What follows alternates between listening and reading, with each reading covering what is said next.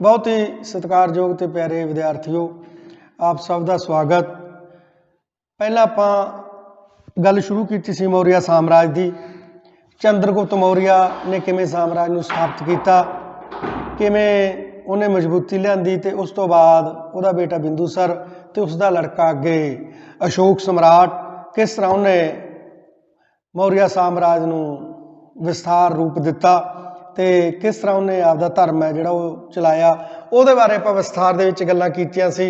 ते मौर्य साम्राज वेले उन्हां दा जिहड़ा आर्थिक जां समाजिक जीवन है वो किहो जिहा सी, किस तरीके दे लोग सीगे, किस तरीके दे नाल वो रहिंदे सीगे, तां उहदे बारे आपां थोड़ी जी विचार करदे हां। सब तो पहलां मौर्यकालीन दा समाजिक ते आर्थिक जीवन बारे विचार करदे हां।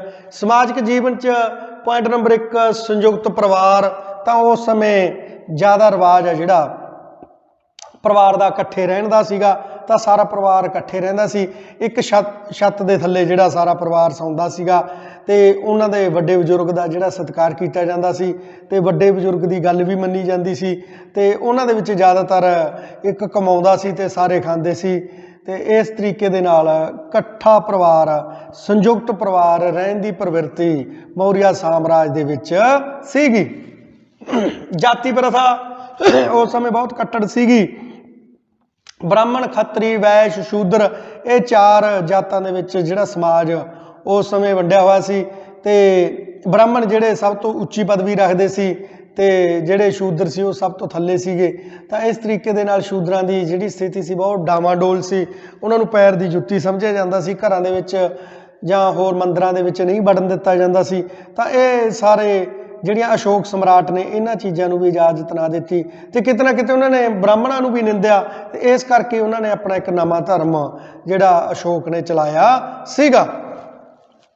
विआह तो उस समय हिंदू धर्म दे विच विआह भी कीते जांदे सी, ज़्यादातर एक विआह ही हुंदा सीगा।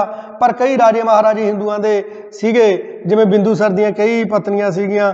ते इस तरीके दे नाल अगे जिहड़ा समाज दे विच 12 साल की जिहड़ी लड़की नूं विआह करन दी आज़ादी सी ते 16 साल के लड़के का उस समय विआह कर दिता जांदा सी। तां अलग अलग जिहड़े रीति रिवाज उस समय चलदे सीगे। औरतां दी दशा उस समय बहुत माड़ी सी, निराशाजनक सीगी मौर्य साम्राज दे विच, क्योंकि औरत नूं ज़्यादातर घर की गृहिणी के रूप च ही देखा जाता सी ते वो एक घर दे विच बच्चों की परवरिश करने वाली मन्निया जाता सी। तो उन्होंने घर दे विच ही रहन की आज़ादी सी, ज़्यादातर उन्होंने घरों तो बाहर नहीं निकल दिता जाता सी। सिक्ख्या वाल भी थोड़ा जिहा घट ध्यान है जिहड़ा वो दिता जाता सी। एक बच्चे पैदा करन ते उन्होंने पालन पोषण की इजाजत जिहड़ी ज़्यादातर औरतों को उस समय दिती जाती सी। किते ना किते मौर्य साम्राज विच जिहड़ा औरतों प्रति उन्हां दा रवैया सी वो उत्साहजनक नहीं सीगा। दास प्रथा उत्थे बहुत ज़्यादा सी उस समय। तो दासां नूं मंडियां दे विच बेचा जांदा सी, खरीदिया जांदा सी इंसानां नूं।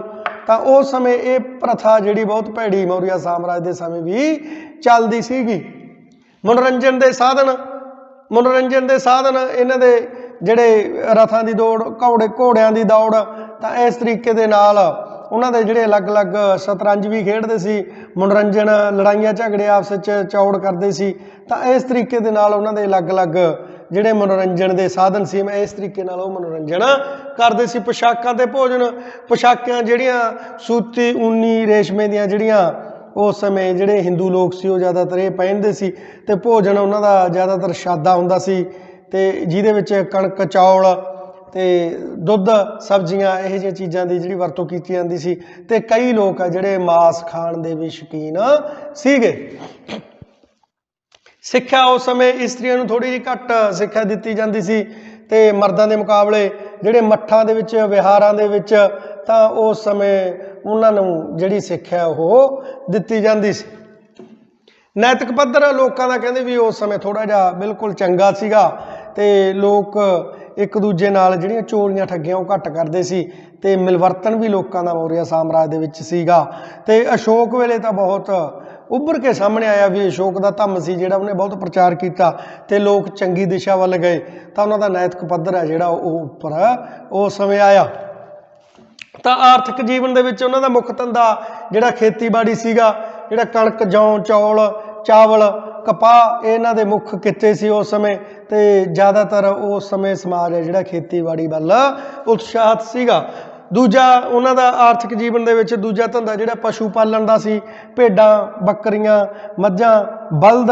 ਤਾਂ ਇਸ ਤਰੀਕੇ ਦੇ ਨਾਲ ਇਹ ਚੀਜ਼ਾਂ ਜਿਹੜੀਆਂ ਉਸ ਸਮੇਂ ਪਾਲੀਆਂ ਜਾਂਦੀਆਂ ਸੀ, ਇਹ ਪਸ਼ੂ ਜਨੌਰ ਪਾਲੇ ਜਾਂਦੇ ਸੀ ਤੇ ਇਹਨਾਂ ਤੋਂ ਜਿਹੜੀ ਆਮਦਨ ਆ ਉਹ ਪ੍ਰਾਪਤ ਕੀਤੀ ਜਾਂਦੀ ਸੀ।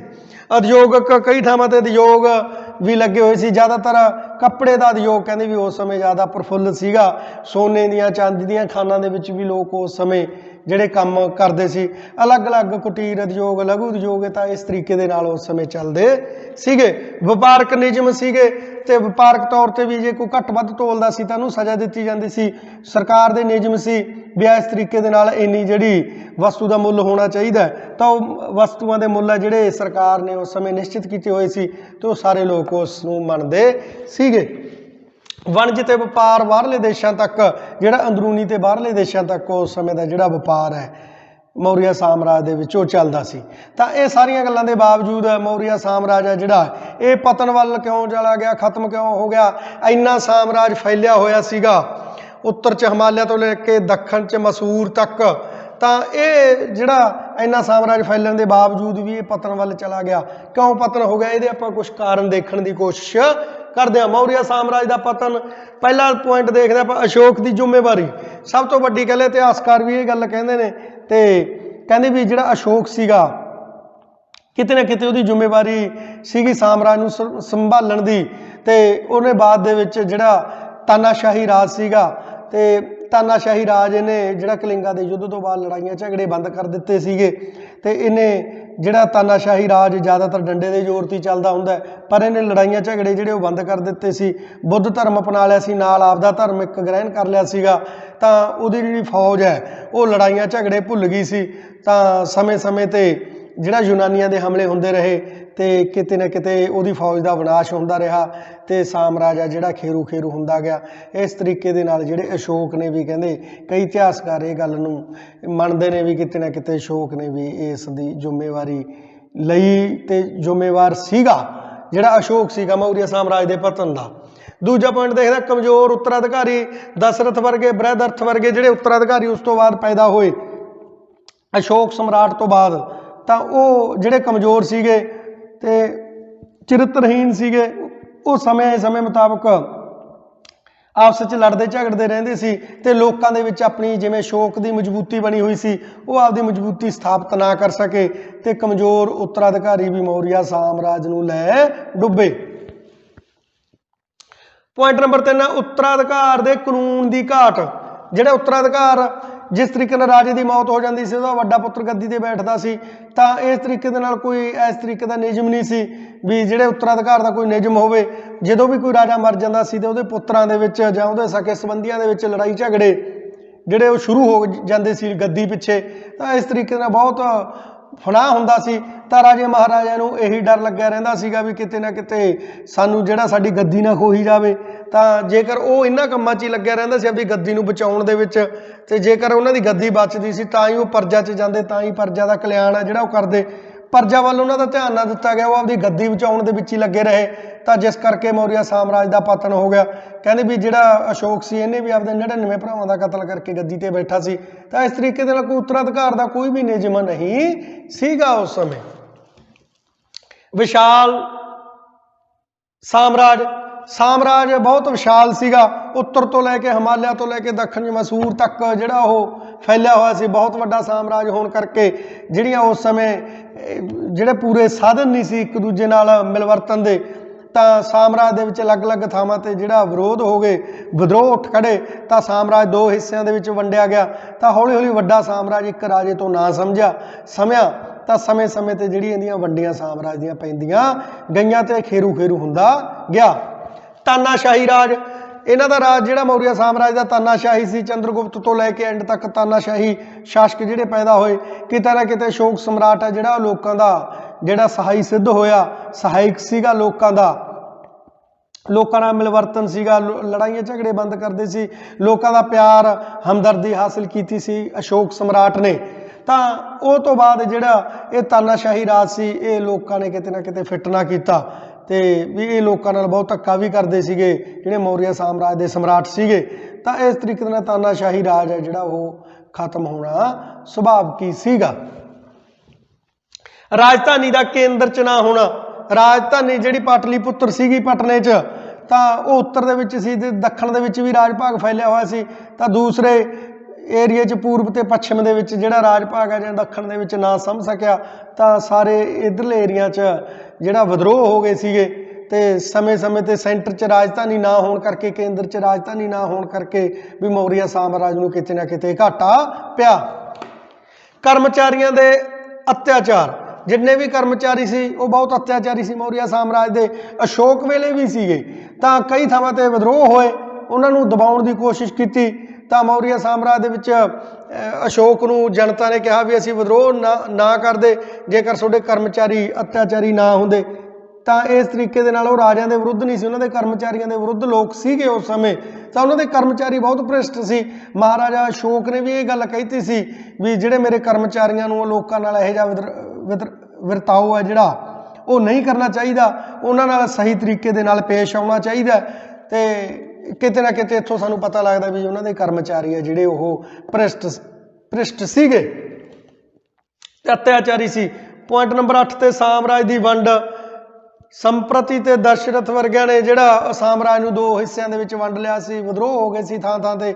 ਤਾਂ ਮੌਰੀਆ ਸਾਮਰਾਜ ਖੇਰੂ ਹੋਣਾ ਸ਼ੁਰੂ ਹੋ ਗਿਆ ਸੀ। ਵਿੱਤੀ ਸੰਕਟ ਆ ਗਿਆ ਸੀ। ਜਿਹੜਾ ਚੰਦਰਗੁਪਤ ਮੌਰੀਆ ਤੋਂ ਲੈ ਕੇ ਜਿਹੜਾ ਅਸ਼ੋਕ ਸਮਰਾਟ ਹੈ ਉਹਨੇ ਵੀ, ਚੰਦਰਗੁਪਤ ਮੌਰੀਆ ਦੀ ਫੌਜ ਬਹੁਤ ਵੱਡੀ ਸੀ, ਫੌਜ ਜ਼ਿਆਦਾ ਰੱਖਣ ਕਰਕੇ ਉਹਨੂੰ ਪੈਸੇ ਟਕੇ ਦੀ ਲੋੜ ਸੀ। ਤਾਂ ਉਹ ਵੀ ਕਿਸਾਨਾਂ ਤੇ ਆਮ ਲੋਕਾਂ ਤੇ ਜਿਹੜਾ ਕਰ ਦਾ ਬੋਝ ਪਾਉਂਦੇ ਸੀ। ਇਸੇ ਤਰੀਕੇ ਦੇ ਨਾਲ ਅਸ਼ੋਕ ਸਮਰਾਟ ਆਪਦਾ ਧੰਮ ਚਲਾਇਆ, ਉਹਦੇ ਪ੍ਰਚਾਰ ਲਈ ਬਹੁਤ ਖਰਚ ਕੀਤਾ। ਬੁੱਧ ਧਰਮ ਦਾ ਪ੍ਰਚਾਰ ਬਾਹਰਲੇ ਦੇਸ਼ਾਂ ਤੱਕ ਲੈ ਕੇ ਗਿਆ ਅਸ਼ੋਕ ਸਮਰਾਟ, ਉਹਦੇ ਲਈ ਬਹੁਤ ਜ਼ਿਆਦਾ ਖਰਚ ਹੋਇਆ। ਥਾਂ ਥਾਂ ਤੇ ਸ਼ਿਲਾਲੇਖ ਸਤੰਭ ਆਪਦੇ ਧਰਮ ਦੇ ਲਿਖਾਏ ਉਹਨੇ ਬਣਾਏ। ਤਾਂ ਇਹਨਾਂ ਸਾਰੀਆਂ ਚੀਜ਼ਾਂ ਦਾ ਜਿਹੜਾ ਬਹੁਤ ਜ਼ਿਆਦਾ ਖਰਚਾ ਵਿੱਤੀ ਸੰਕਟ ਦੇ ਵਿੱਚ ਮੌਰੀਆ ਸਾਮਰਾਜ ਆ ਗਿਆ ਸੀ। ਤਾਂ ਘਾਟਾ ਪੈਣਾ ਸ਼ੁਰੂ ਹੋ ਗਿਆ ਸੀ। ਇਸ ਤਰੀਕੇ ਦੇ ਨਾਲ ਮੌਰੀਆ ਸਾਮਰਾਜ ਦਾ ਅੰਤ ਹੋ ਗਿਆ। ਵਿਦੇਸ਼ੀ ਹਮਲੇ, ਸਮੇਂ-ਸਮੇਂ ਤੇ ਵਿਦੇਸ਼ੀ ਹਮਲੇ ਹੁੰਦੇ ਰਹੇ। ਅਸ਼ੋਕ ਸਮਰਾਟ ਤੋਂ ਬਾਅਦ ਲੜਾਈਆਂ ਝਗੜੇ ਉਹਦੀਆਂ ਫੌਜਾਂ ਨੇ ਬੰਦ ਕਰ ਦਿੱਤੇ ਸੀ। ਤਾਂ ਉਸ ਤੋਂ ਬਾਅਦ ਜਿਹੜੇ ਯੂਨਾਨੀ ਬਹੁਤ ਖੂਨਖਾਰ ਜਾਤੀ ਆਈ ਉੱਤਰ ਪੱਛਮ ਕੰਨਿਓ, ਤਾਂ ਉਹਨਾਂ ਨੇ ਸਮੇਂ-ਸਮੇਂ ਤੇ ਇਹਨਾਂ ਨੂੰ ਜਿਹੜਾ ਖਤਮ ਕਰ ਦਿੱਤਾ ਸੀ। ਬ੍ਰਾਹਮਣਾਂ ਦਾ ਪ੍ਰਤੀਕਰਮ, ਜਿਹੜੇ ਉਸ ਸਮੇਂ ਜਿਹੜਾ ਸਮਾਜ ਹੈ ਹਿੰਦੂ ਸਮਾਜ 4 ਜਾਤਾਂ 'ਚ ਵੰਡਿਆ ਹੋਇਆ ਸੀ, ਬ੍ਰਾਹਮਣ, ਖੱਤਰੀ, ਵੈਸ਼, ਸ਼ੂਦਰ। ਬ੍ਰਾਹਮਣ ਜਿਹੜੇ ਬਹੁਤ ਭ੍ਰਿਸ਼ਟ, ਅਤਿਆਚਾਰੀ, ਚਰਿੱਤਰਹੀਣ ਹੋ ਗਏ ਸੀ, ਲੋਕਾਂ ਨਾਲ ਬਹੁਤ ਧੱਕਾ ਕਰਦੇ ਸੀ। ਤਾਂ ਜਿਹੜਾ ਅਸ਼ੋਕ ਸਮਰਾਟ ਸੀ ਉਹਨੇ ਹਿੰਦੂ ਧਰਮ ਨਾ ਅਪਣਾਇਆ ਤੇ ਉਹਨੇ ਬੁੱਧ ਧਰਮ ਗ੍ਰਹਿਣ ਕੀਤਾ। ਉਸ ਤੋਂ ਬਾਅਦ ਉਹਨੇ ਆਪਦਾ ਧਰਮ ਚਲਾ ਲਿਆ ਸੀਗਾ, ਆਪਦਾ ਧੰਮ ਚਲਾ ਲਿਆ ਸੀ। ਤਾਂ ਇਹ ਕਿਤੇ ਨਾ ਕਿਤੇ ਹਿੰਦੂ ਧਰਮ ਨੂੰ ਗੱਲਾਂ ਬਰਦਾਸ਼ਤ ਨਾ ਹੋਈਆਂ, ਬ੍ਰਾਹਮਣਾਂ ਨੂੰ ਬਰਦਾਸ਼ਤ ਨਾ ਹੋਈਆਂ। ਤੇ ਉਹ ਬ੍ਰਾਹਮਣਾਂ ਦੇ ਅਤਿਆਚਾਰਾਂ ਤੋਂ ਅਸ਼ੋਕ ਤੰਗ ਸੀਗਾ ਤੇ ਕਿਤੇ ਨਾ ਕਿਤੇ ਉਹ ਬ੍ਰਾਹਮਣਾਂ ਨੂੰ ਵੀ ਮੰਦਾ ਭਲਾ ਬੋਲਿਆ ਸੀਗਾ ਵੀ ਜਿਹੜੇ ਬ੍ਰਾਹਮਣ ਨੇ ਉਹ ਬਹੁਤ ਅਤਿਆਚਾਰੀ ਨੇ। ਤਾਂ ਇਸ ਤਰੀਕੇ ਦੇ ਨਾਲ ਬ੍ਰਾਹਮਣ ਨੇ ਜਿਹੜੇ ਉਹ ਵਿਰੁੱਧ ਹੋ ਗਏ ਸੀ। ਤੇ ਬ੍ਰਾਹਮਣ ਜਾਤੀ ਦੇ ਵਿੱਚੋਂ ਹੀ ਜਿਹੜਾ ਬ੍ਰਹਿਦਰਥ ਦਾ ਸੈਨਾਪਤੀ ਸੀ ਪੁਸ਼ਯਾਮਿੱਤਰ, ਉਹਨੇ 184 ਈਸਵੀ ਪੂਰਬ ਦੇ ਵਿੱਚ ਜਿਹੜਾ ਬ੍ਰਹਿਦਰਥ ਦਾ ਕਤਲ ਕਰ ਦਿੱਤਾ ਸੀ ਇਹਨਾਂ ਬ੍ਰਾਹਮਣਾਂ ਨੇ, ਤੇ ਸ਼ੁੰਗ ਵੰਸ਼ ਦੀ ਸਥਾਪਨਾ ਕੀਤੀ। ਤਾਂ ਇਸ ਤਰੀਕੇ ਦੇ ਨਾਲ ਬ੍ਰਾਹਮਣਾਂ ਦਾ ਵੀ ਪ੍ਰਤੀਕਰਮ ਸਹੀ ਨਹੀਂ ਸੀ, ਮੌਰੀਆ ਸਾਮਰਾਜ ਨੂੰ ਲੈ ਡੁੱਬਿਆ। ਤਤਕਾਲੀ ਕਾਰਨ, ਮੌਕੇ ਦਾ ਕਾਰਨ ਕੀ ਹੋ ਗਿਆ? 184 ਈਸਵੀ ਪੂਰਬ ਦੇ ਵਿੱਚ ਬ੍ਰਹਿਦਰਥ ਲਾਸਟ ਸਮਰਾਟ ਆ ਜਿਹੜਾ ਮੌਰੀਆ ਸਾਮਰਾਜ ਦਾ ਬਣਿਆ। ਤਾਂ ਬ੍ਰਹਿਦਰਥ ਦਾ ਸੈਨਾਪਤੀ ਪੁਸ਼ਯਾਮਿੱਤਰ ਸੀਗਾ। ਤਾਂ ਪੁਸ਼ਯਾਮਿੱਤਰ ਇੱਕ ਬ੍ਰਾਹਮਣ ਸੀਗਾ, ਹਿੰਦੂ ਸੀਗਾ, ਤੇ ਬ੍ਰਾਹਮਣਾਂ ਦੇ ਨਾਲ ਉਹ ਅਟੈਚਮੈਂਟ ਸੀਗੀ। ਤਾਂ ਉਹਨਾਂ ਨੂੰ ਪਤਾ ਸੀ ਵੀ ਕਿਤੇ ਨਾ ਕਿਤੇ ਇਹ ਹਿੰਦੂ ਧਰਮ ਦੇ ਵਿਰੁੱਧ ਨੇ, ਇਹਨਾਂ ਨੇ ਜਿਹੜਾ ਬੁੱਧ ਧਰਮ ਅਪਣਾਇਆ ਹੋਇਆ। ਤਾਂ ਇਸ ਤਰੀਕੇ ਦੇ ਨਾਲ ਉਹਨਾਂ ਨੇ ਜਿਹੜਾ ਪੁਸ਼ਯਾਮਿੱਤਰ ਨੇ ਬ੍ਰਹਿਦਰਥ ਦਾ ਕਤਲ ਕਰ ਦਿੱਤਾ ਸੀਗਾ ਤੇ ਆਪ ਗੱਦੀ ਤੇ ਬੈਠ ਗਿਆ ਸੀ 184 ਈਸਵੀ ਪੂਰਬ ਦੇ ਵਿੱਚ। ਤੇ ਉਹਨੇ ਮੌਰੀਆ ਸਾਮਰਾਜ ਦਾ ਅੰਤ ਕਰ ਦਿੱਤਾ ਤੇ ਆਖਰ ਨੂੰ ਉਹਨੇ ਸ਼ੁੰਗ ਵੰਸ਼ ਦੀ ਸਥਾਪਨਾ ਕੀਤੀ ਸੀ। ਇਸ ਤਰੀਕੇ ਦੇ ਨਾਲ ਮੈਨੂੰ ਆਸ ਹੈ ਕਿ ਇਹ ਅੱਜ ਦਾ ਜਿਹੜਾ ਟੌਪਿਕ ਆ ਤੁਹਾਨੂੰ ਸਮਝ ਆਇਆ ਹੋਊਗਾ। ਧੰਨਵਾਦ।